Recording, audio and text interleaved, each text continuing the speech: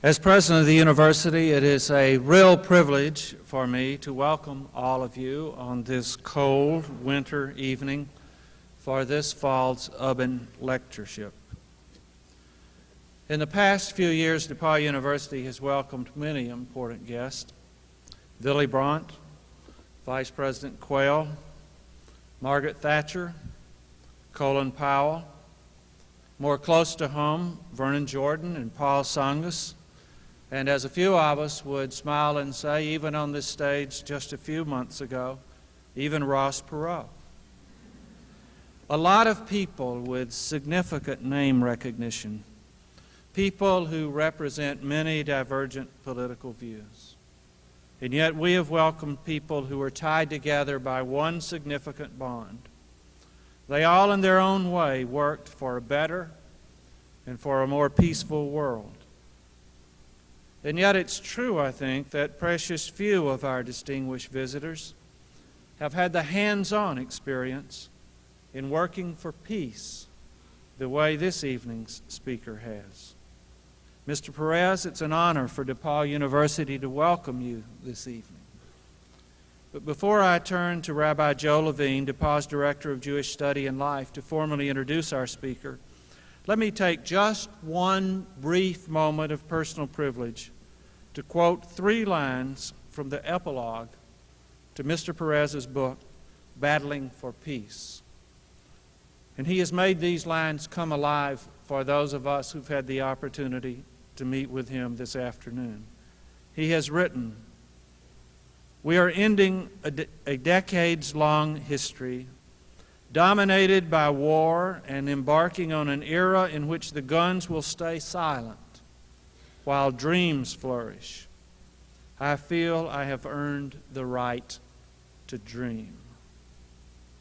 And finally he writes, "Slings and arrows and gas chambers can annihilate men, but they cannot destroy human values, dignity, and freedom." He has talked about these values this afternoon, and certainly he will this evening. Rabbi Levine, would you come now and formally introduce this evening's lecturer? Thank you.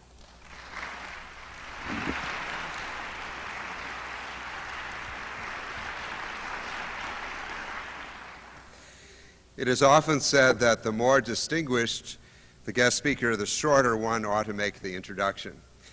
The prime example being when introducing the President of the United States, one simply says, "Ladies and gentlemen, the President of the United States." So my first inclination was simply to say, it is our privilege to welcome Nobel Peace Prize winner and former Prime Minister of Israel, Shimon Peres, and sit down. And I'm sure tomorrow some of my students will say, "Joe, you should have stuck with your original plan." I promise, however, to add only a few sentences. As Dr. Bottom said, we'd like first to welcome our many visitors to DePauw University tonight, some of whom have come from a considerable distance to be with us. It is a high privilege for me to introduce our honored guest. We are honored by his presence. Shimon Peres is deeply respected around the world, not only by our president, but by many heads of state, as one of the most distinguished peacemakers of our time. As one of Israel's leading diplomatic figures over an extended period, Shimon Peres has played a pivotal and perhaps unparalleled role in trying to effectuate reconciliation between Israel and her Arab neighbors and in shaping the history of modern Israel. He served as Israel's Minister of Defense in the 1970s, a continuation of a career in the defense of his country which began while he was still in his 20s, when Israel's great leader David Ben-Gurion appointed him Director General of the Ministry of Defense. As Foreign Minister and as Prime Minister in the 1990s, Shimon Peres was the key architect of the historic peace accords.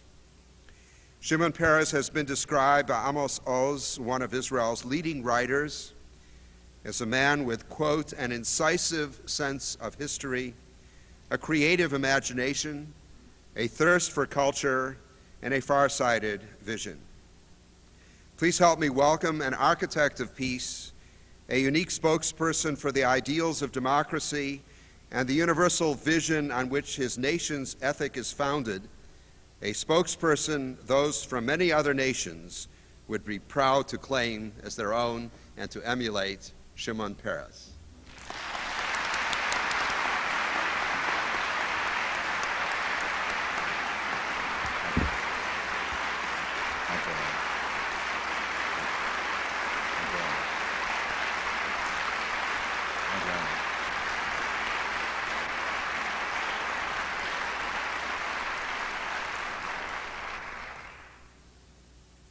I thank the President of the University. Thank you, Rabbi. Students. You just elected Bill Clinton for a second term as the President of the United States, and he described his term as a bridge to the 21st century. What is the nature of this bridge? And what was the first term of the President of the United States? In which way was it different from other presidents and other terms? And may I say, what really made the first term of the President of the United States so special was that Bill Clinton was the first American president in this century that didn't have the Soviet Union as an enemy. You know, it's very difficult to conduct a foreign policy if you don't have an enemy. You can hardly convince the Congress to give money. You can hardly convince the people to mobilize themselves. There's nothing to show around. And yet, when the enemy disappeared, all of a sudden, the President, you, all of us, has discovered a world full of problems and full of dangers. Actually, we went over from a world of enemies to a world of dangers. And clearly the first question is, what made the Soviet Union collapse? Clearly it wasn't written in the many books and articles published by the Kremlinologists. You know, when you look at their books, they were so brilliant that the Kremlin could never have arrived to the same level of brilliance. They were too brilliant to understand what's happening. And they couldn't predict what may happen. As a matter of fact, the collapse of the Soviet Union came as a total surprise to all of us. It wasn't because of a war. Nobody has invaded Russia. It wasn't because of foreign pressure. Nobody pressed them. It wasn't because of a revolution inside Russia.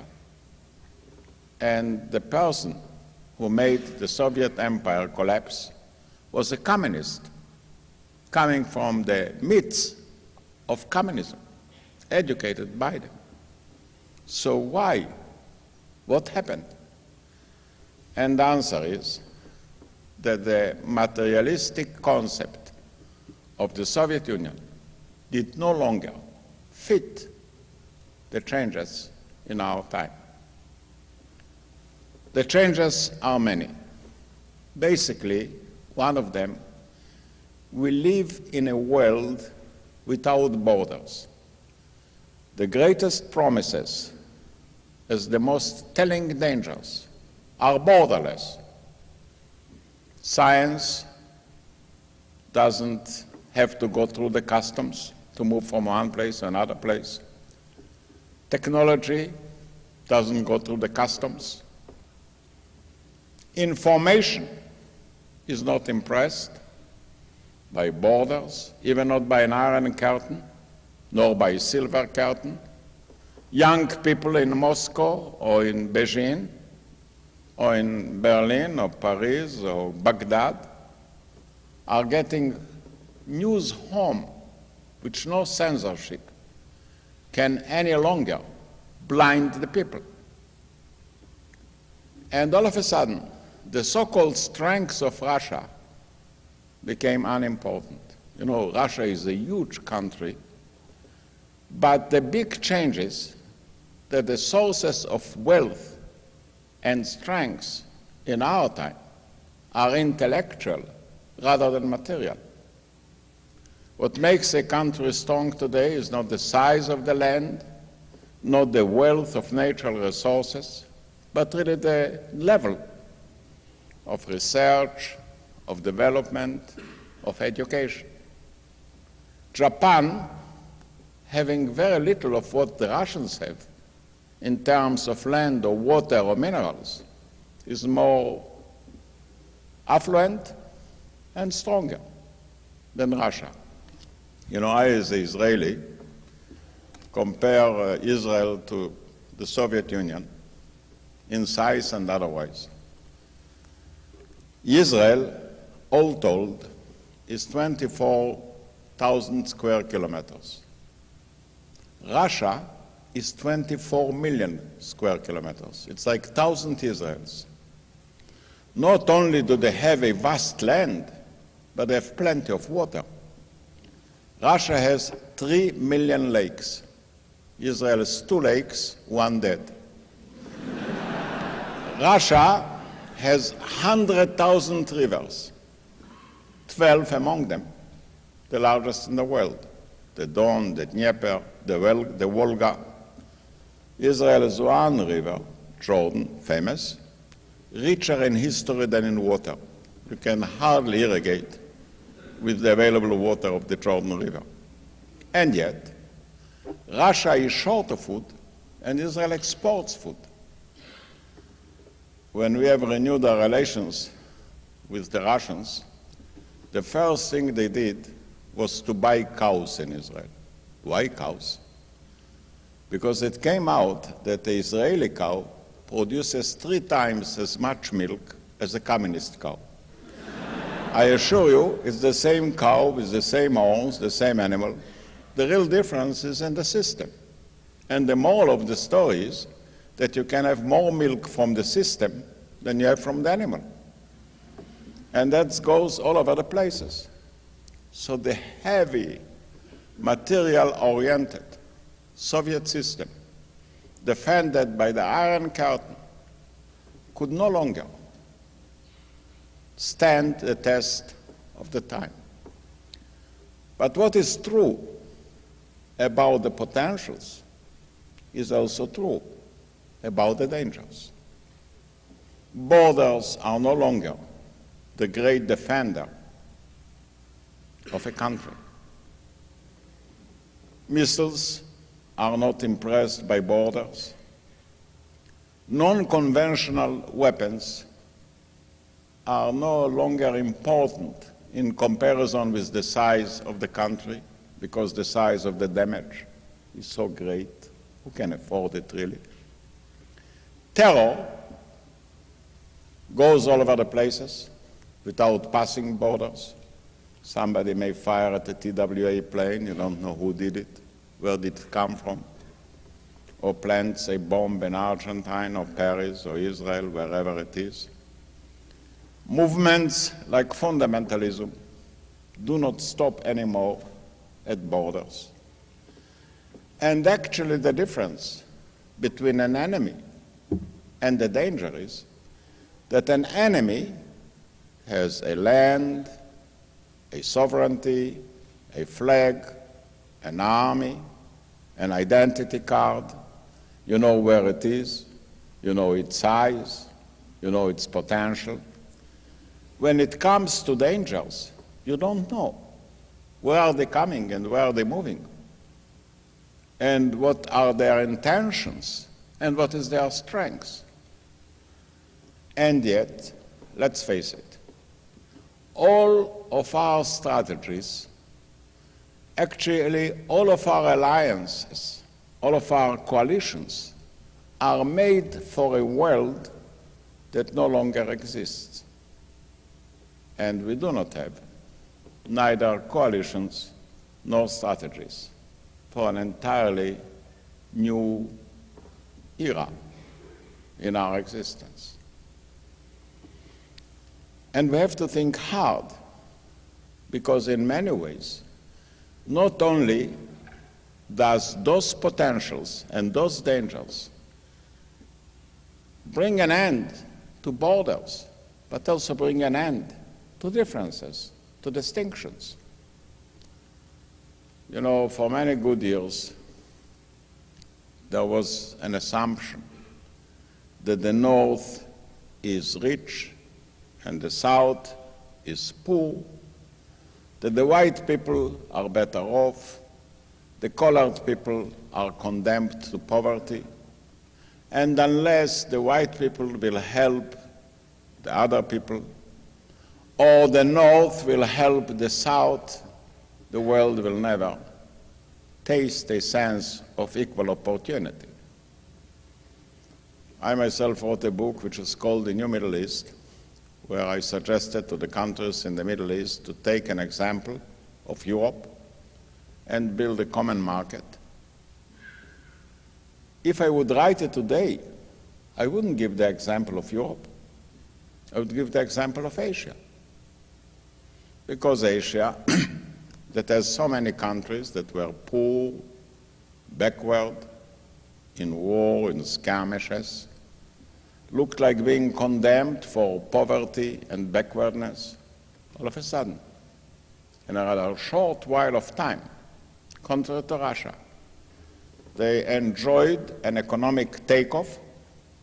They became modern. Countries like Korea, Singapore, now even Thailand, and others. And it was done without any foreign aid. What they really did is to adopt a market economy. What does it mean, a market economy? An economy without borders, an open trade, a world where markets are more important than countries. They based their industries and, in a way, their agriculture on high technology, on science. They send their youngsters to be educated in universities, at home, very much abroad. I think your own universities, including your very respected university, is opening up to people from abroad so they can learn, they can study, and enjoy new opportunities. And I think this is going to be continued. Coming back to the Soviet Union, they built a very strong Red Army. They invested heavily in heavy industries to discover what can the army do. Can the army conquer wisdom? Can the army defend backwardness or poverty? What is the use of having such an army? Eventually, I believe in the next century, people will say, why fight? Better educate. If you want to win, learn. It's endless. It's available to everybody. And so today, the Red Army is one of the poorest armies in the world, not only because they cannot pay salaries, but they lost their real role in the Russian concept. What can they do for Russia, even if they want to? The same goes, in a way, for the Middle East. When we started to have the peace process in the Middle East, we discovered very soon that our real problem are really the dangers floating around rather than the enemies neighboring our country. Let me describe briefly the dangers. I mean, there is a fundamentalistic movement trying to take over the Muslim world. The Muslim world is 1,300,000,000 people strong. It's more, say, than the Catholic faith in numbers. They have had some successes. They just won over Afghanistan. They've introduced a question mark in Turkey. They are trying to take over the oil-producing countries, and if they will do, they will control directly or indirectly the economies of the United States and the Soviet Union, and Saudi Arabia. They are trying to acquire a nuclear option. They use terror freely. They can cheat. They can lie. They want to destroy peace. They want to destroy our country. In the eyes of many of them, Israel is like a collective Suleiman Rushdie. Namely, we are condemned to death. And they are trying to export their evil spirit and violent way.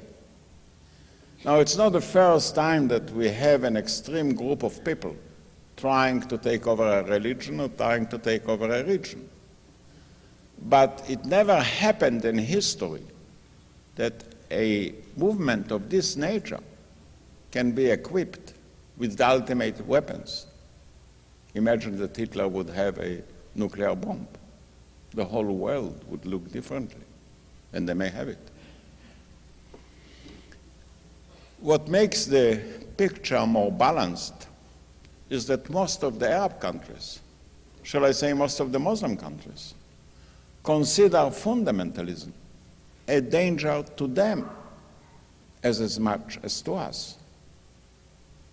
And for that reason, what is really right to do is to try and ally all the anti-fundamentalistic forces, all the anti-terroristic forces,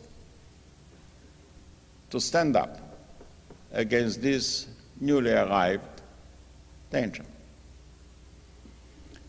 To fight fundamentalism, you need several things.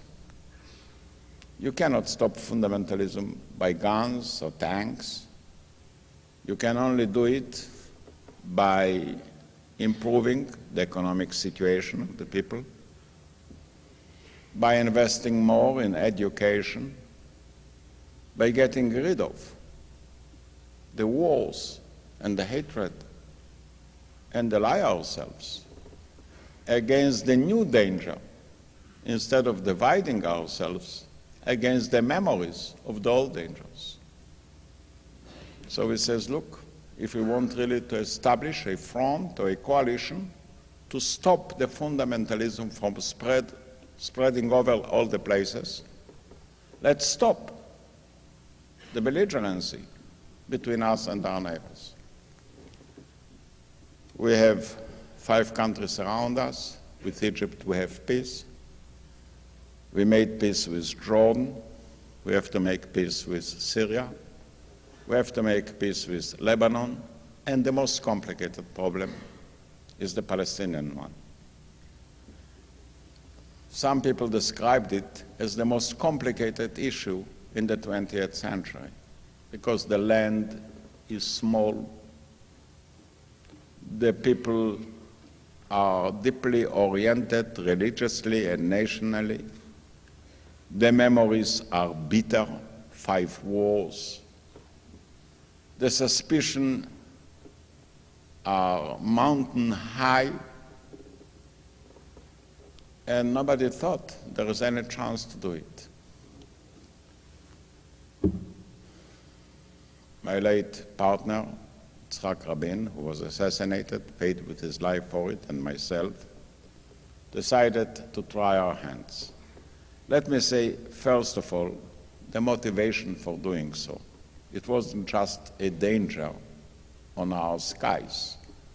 It was a commitment in the depth of our existence. I think the source of our decision is moral rather than strategic. We have decided that we, the Jewish state, should never dominate another people against their will, even if we have the strength. And even if nobody will force us to make peace, the Jewish people are 3,000 years old. We have never in our history dominated another people. Why should we try now? All the other people who have dominated us disappeared from history. And we survived without domination. Then I can assure you, it is so difficult to dominate the Jewish life that we didn't have much energy to dominate others. We have our own problems and divisions. Why should we run the lives of other people and insult them and subject them? So we decided to go and make peace. The first problem in peacemaking is not to discover a plan. As a matter of fact, if you have a plan and you publish it, the minute the plan sees light, it is the end of the plan.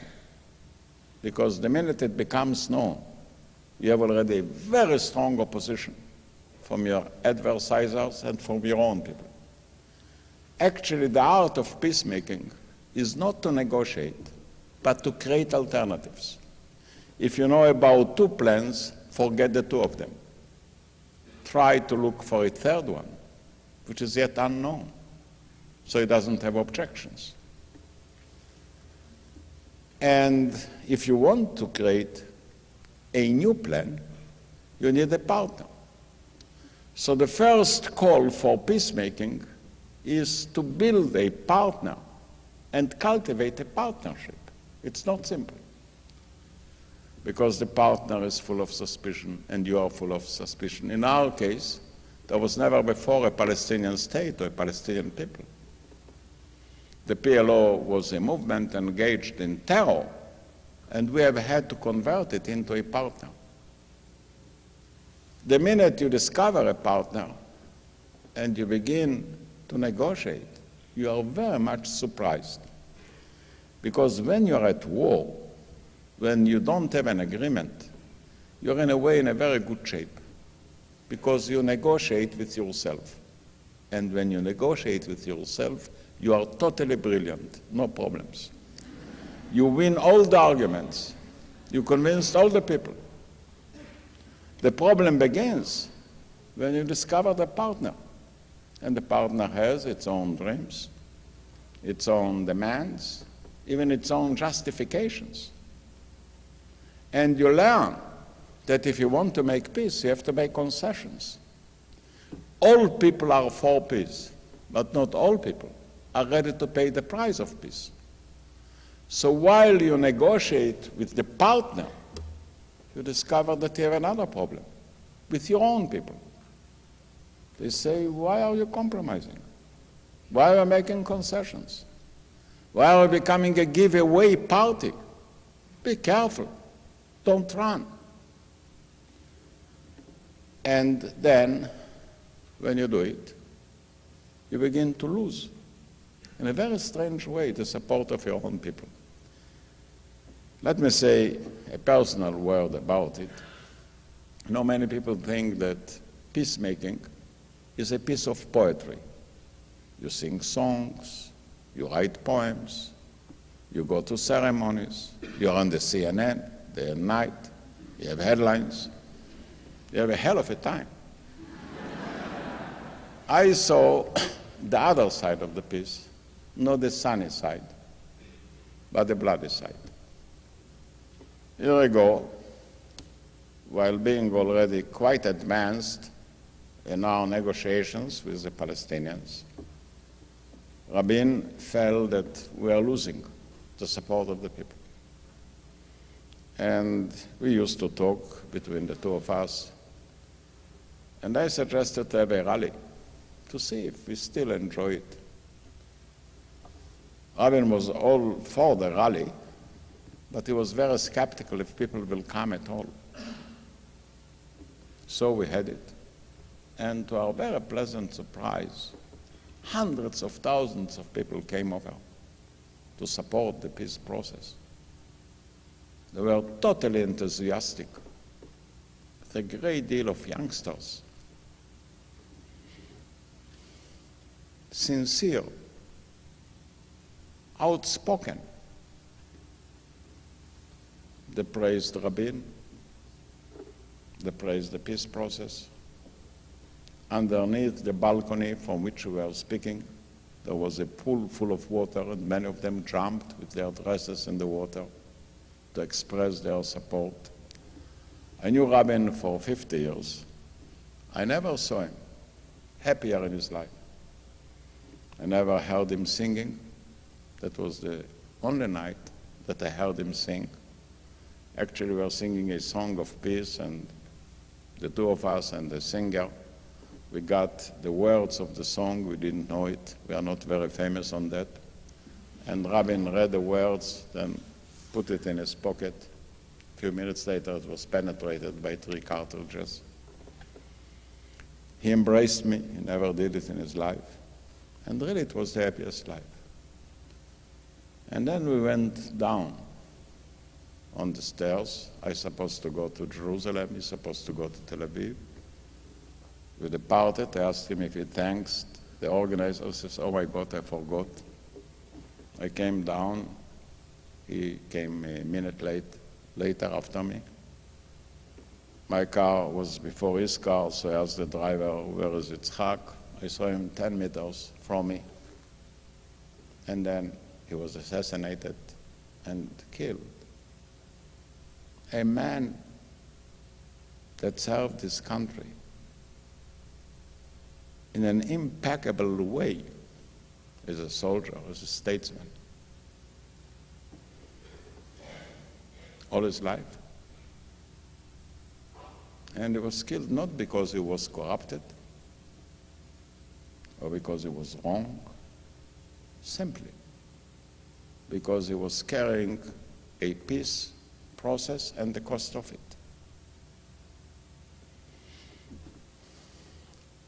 In the middle of the night, I took over his place. I asked myself, what should I do?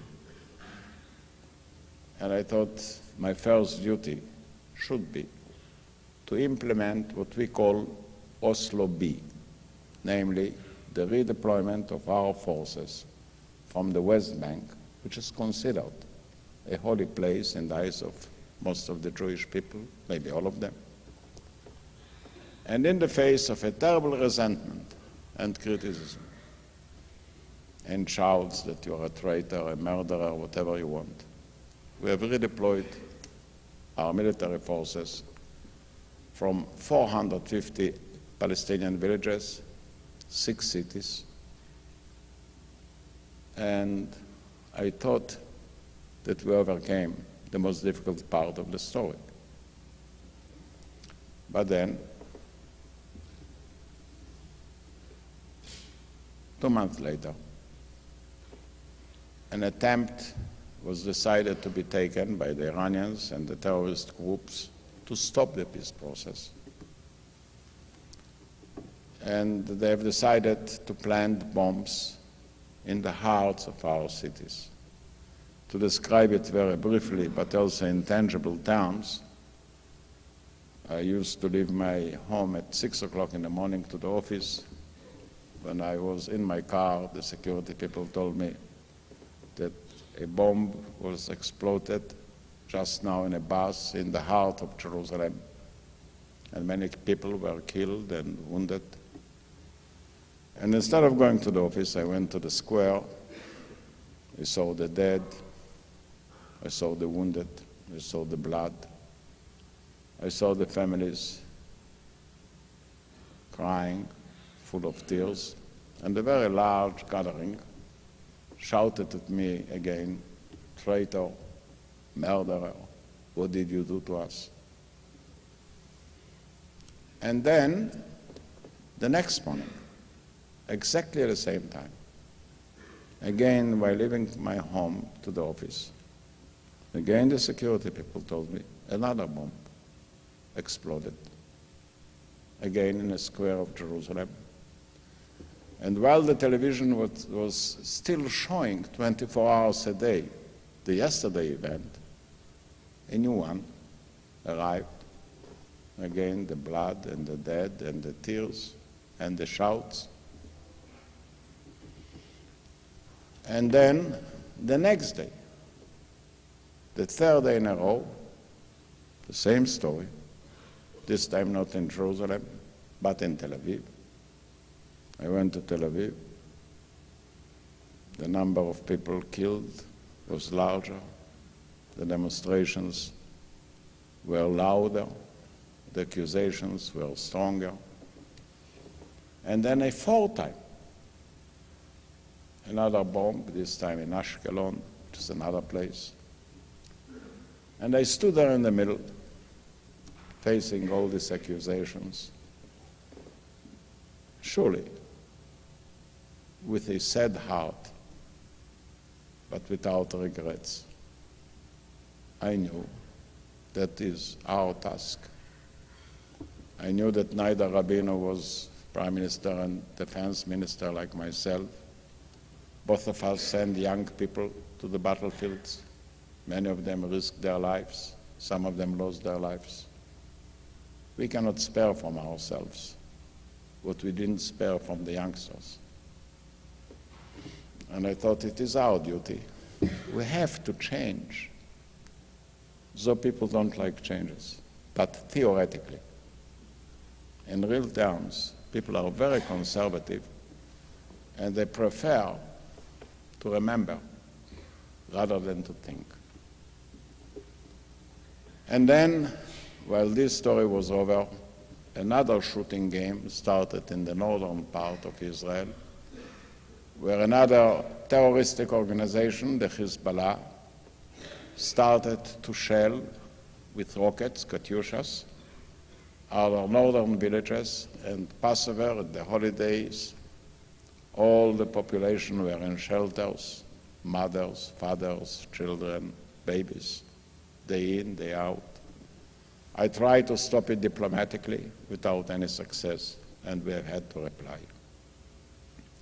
The people were by then very outraged, and I think we saw the results in the elections too. We lost the elections by 1/3%. So this is the other side of the story, which maybe you don't read so much in the papers. But this is in the writing of it. And yet, I do believe we did the right thing. No regrets. Neither the killing, nor the accusations, nor the loss of life. I think we were serving our youngsters, and this is the bridge to the next century, to go over from a world where history meant bloodshed to a world where history may mean life for the youngsters, better life for them, more education, competing instead of fighting, giving up discriminations, giving up hatred, and giving up wars. We were replaced by another party that thought that we can have peace for a lower price. Actually, they thought that we can have peace for nothing. Well, for nothing you have nothing. There is no free peace. Peace carries a cost, to be honest. And our job is not over. They thought that we were very much in a hurry. They wanted to lower it down, to discover that when you slow it down, the forces that opposes peace don't slow down. They accelerate. And I think they are learning now the point. All told, I believe, that neither a person nor a party, neither a minister or a government can stop the march of history. What happened in the Soviet Union, what happened in our corner, is very much a result of a profound change in our life. In all these endeavors and doings, The United States of America played a very important role. And we are very grateful to the United States, its peoples, its institutions, its media. Let me say a word about the way I perceive the United States and its role, and why do we appreciate it so much. Actually, talking about North America, you have two things. You have America and you have the United States. These are not the same. America is a continent and the United States is a constitution. For me, the Constitution is more telling than the continent. Would Columbus come to India, nothing would happen. Would India adopt a different constitution, it wouldn't be the same India or the same Russia. And American philosophy, inherent, invested in the Constitution, has some features which are terribly important. I would like to mention just a few of them. Number one, I think the American Constitution is based on an untold tolerance. You would never exist without this sort of tolerance expressed in institutions, in laws, and attitudes. So, to summarize it, I would say that the essence of democracy,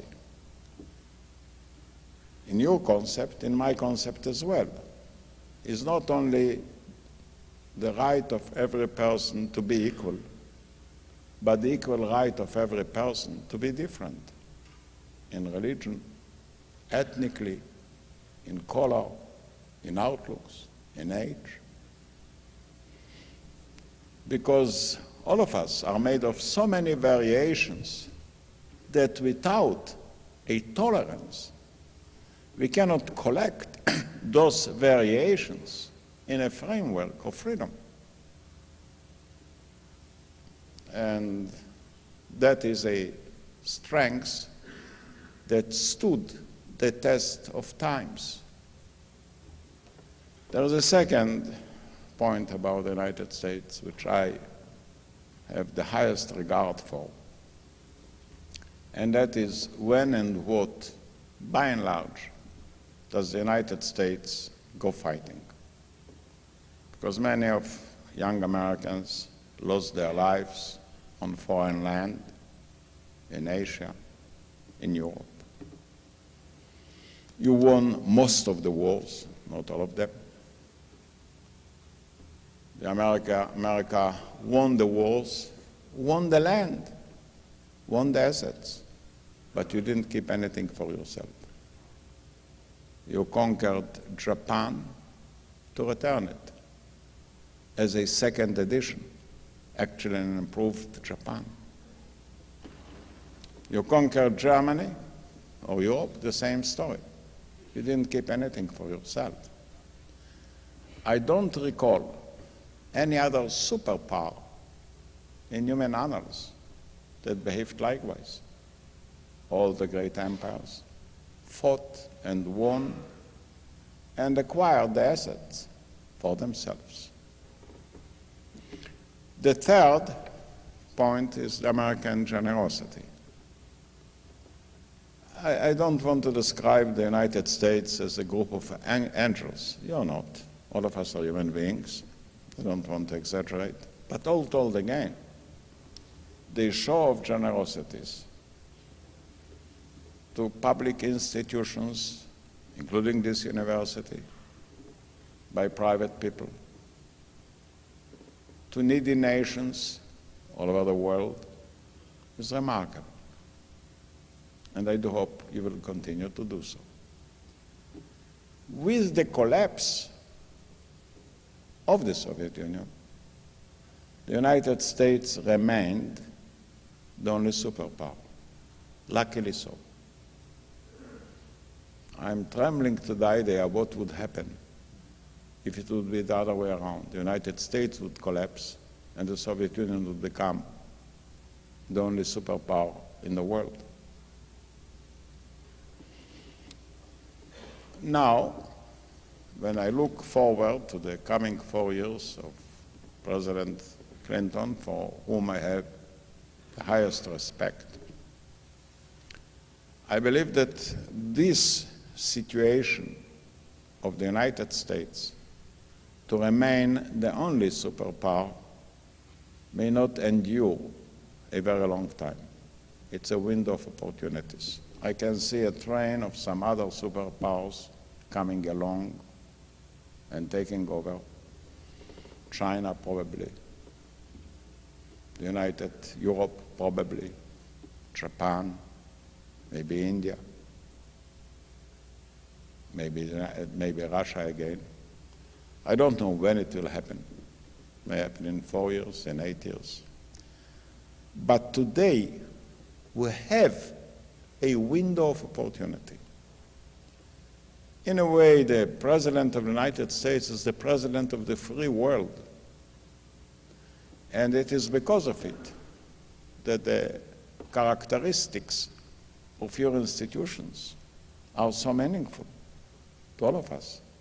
And what's happening in the world is so meaningful to you as well, because God forbids, if extreme movements who are ready to terrorize, who are ready to acquire nuclear bombs, take over oil wells, the dangers will not stop at an ocean or at a river or at a mountain. They will float all over the places. It is because of it that I believe that this is a season for peace, for enabling people to improve their economies. And they can do it by education, by science, by opening their markets, by opening their minds. And what happened in the Middle East is simply a demonstration what can be done in a most complicated story.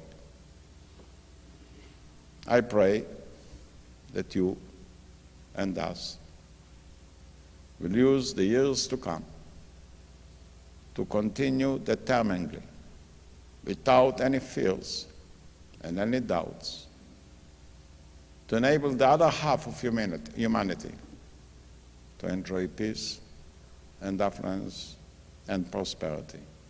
And then we shall be true to our basic values as human beings. Thank you.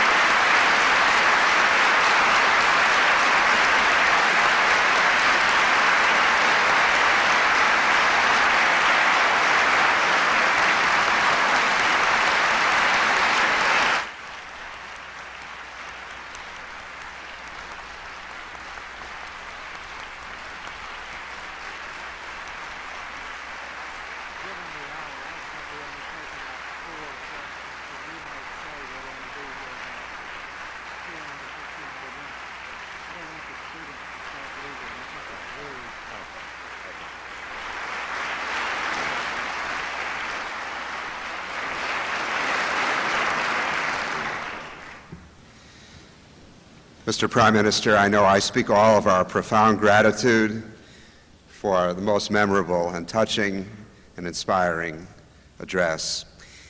Mr. Perez has kindly consented to take a few questions. If you would like to ask a question, would you be good enough to please use the microphones so that we can all hear and share in the dialogue, please.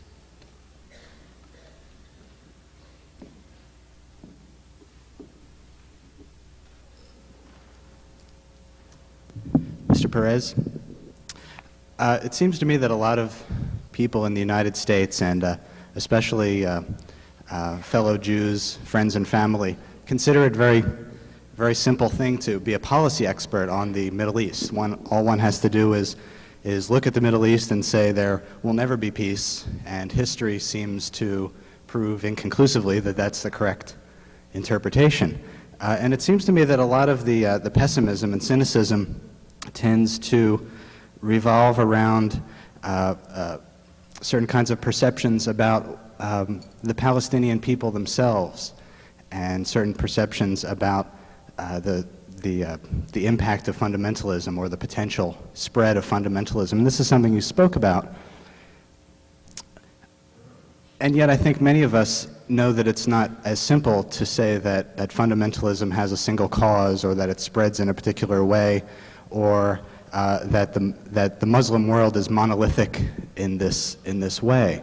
If there were one misperception or misconception you think Americans have, or American Jews in particular have, about the Palestinians, what would that be, and how would you try to eliminate that? Well, to start with, if Mr. Arafat would stand here instead of me and speaking about the fundamentalists and the Iranians, he would use the same words, no different. He considers fundamentalism a danger to the destiny of the Palestinians as to the rest of us. Then, I said it already in the afternoon, many people ask me if I'm an expert on the Arabs or Palestinians. I'm not, because I don't think I have to be an expert.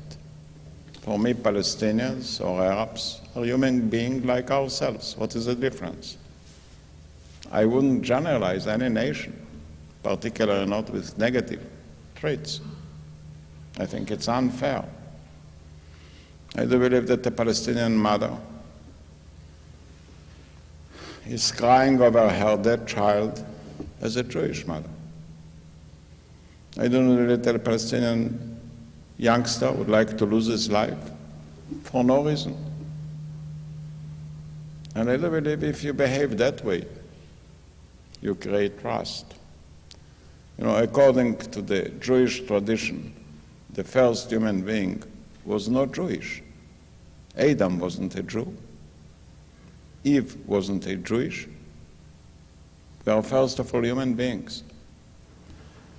And if we had a success, it's because I believe that our Palestinians, former enemies and present partners, learned that we mean what we are saying.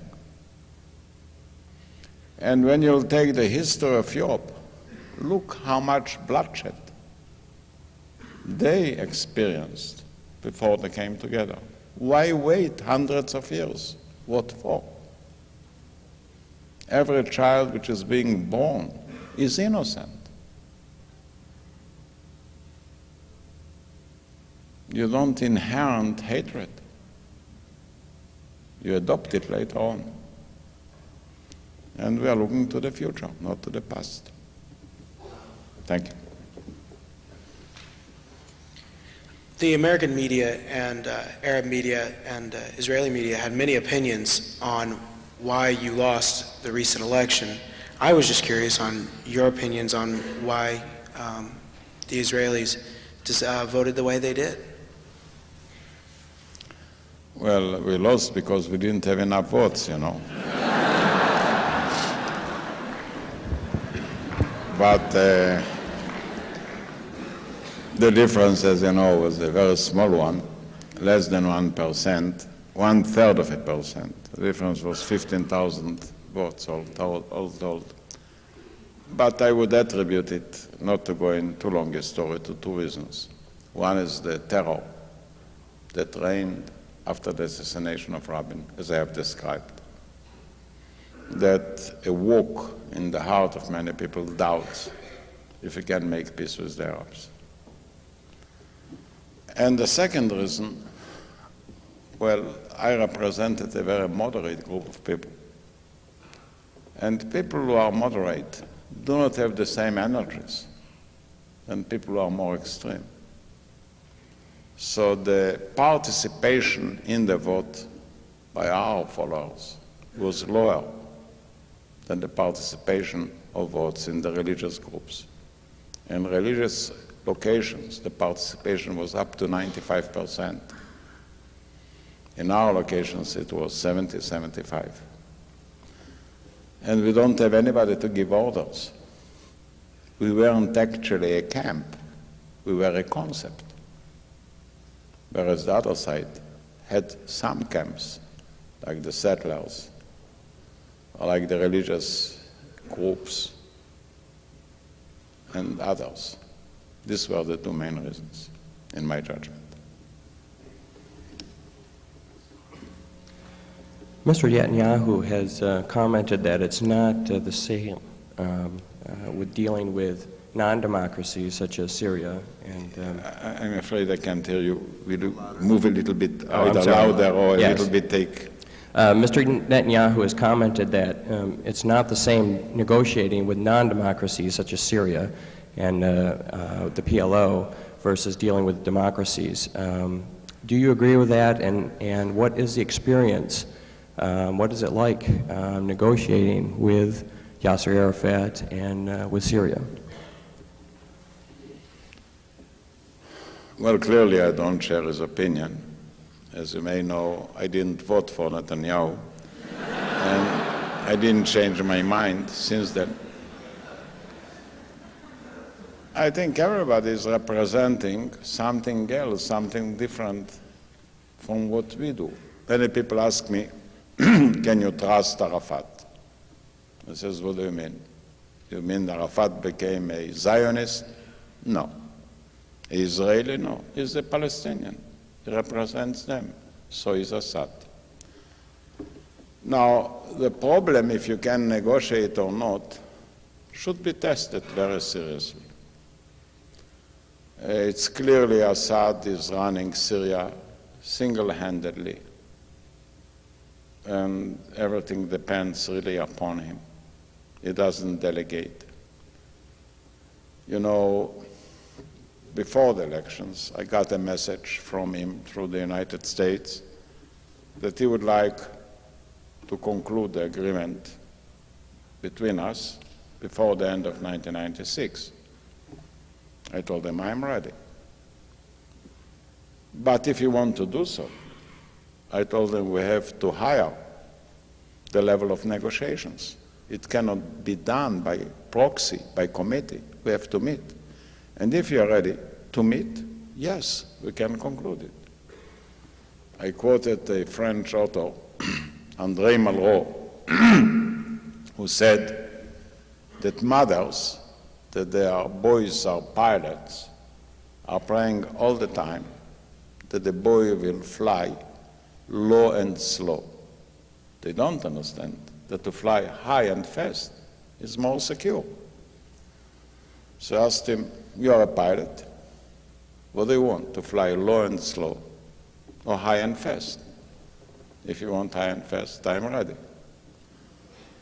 Well, I got a reply that he's ready to meet with me, but he's not ready to give a date. I told him, look, a girl without a date is like a date without a girl. You have to have both at the same time. And that is the reason, I think, why we have had to interrupt the negotiations. I was asked at dinner at the house of the president by Mr. Ubben, I believe, what do I think about Assad? I told him he has a very good sense of humor. He said that many people say that he's surrounded by yes men. He says it's not true. As a matter of fact, when he says no, everybody says no.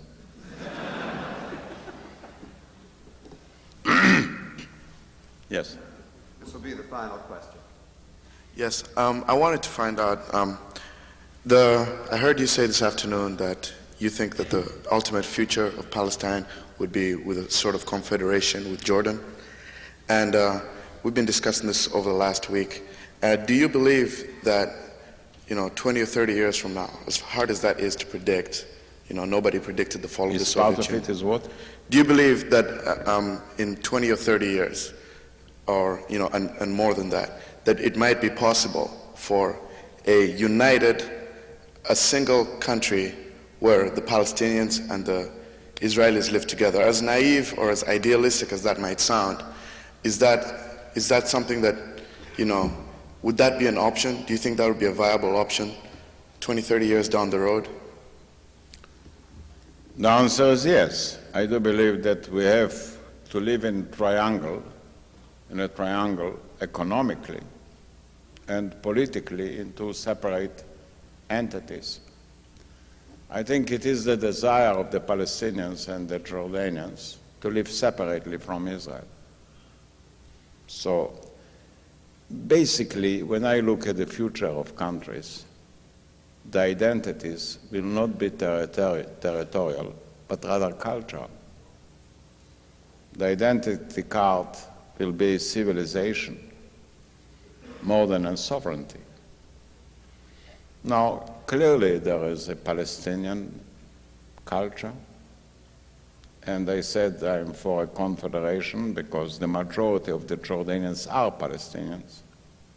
So they're actually the same people, and I'm afraid if they won't have a good relationship, there will be an ongoing attempt to undercut one party the other. But economically, it must be sort of a Benelux, open borders, free trade, even joint research institutions, even common factories. Why not? But I think the Palestinians are desirous to have their own flag, their own identity card, and they wouldn't like to be under our control or what may emerge as our control. Neither do we. We don't want to be a dominating nation. So this will be, in my judgment, the right solution. Fair to all parties.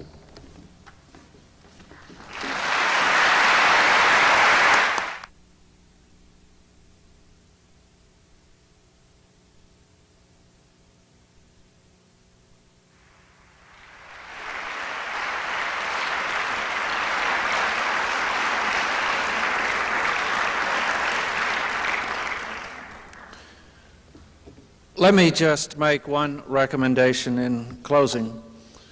We don't usually use events such as this to sell books, and we're not going to attempt to sell books tonight. But if you're interested in a follow-up of what Mr. Perez has said this evening, you should read his book, Battling for Peace. And there he wrote, as I said in the beginning, that he has earned his right to dream. And we are fortunate that he has shared his dream of peace with us this evening. And we would just say in closing that we are pleased that our paths have crossed, and we hope that your ideals of justice and freedom and love triumph over divisiveness and separation. I think every once in a while, particularly in this country, right after an election and reflecting on some of the events in your country, amidst all the cynicism and all the complexity of life, every once in a while it's just refreshing to have someone with his experience come along and say what many of us believe and be able to say, yes, he's right. The fundamental values of dignity and freedom will triumph. You've inspired us, and we appreciate your presence with us. Thank you.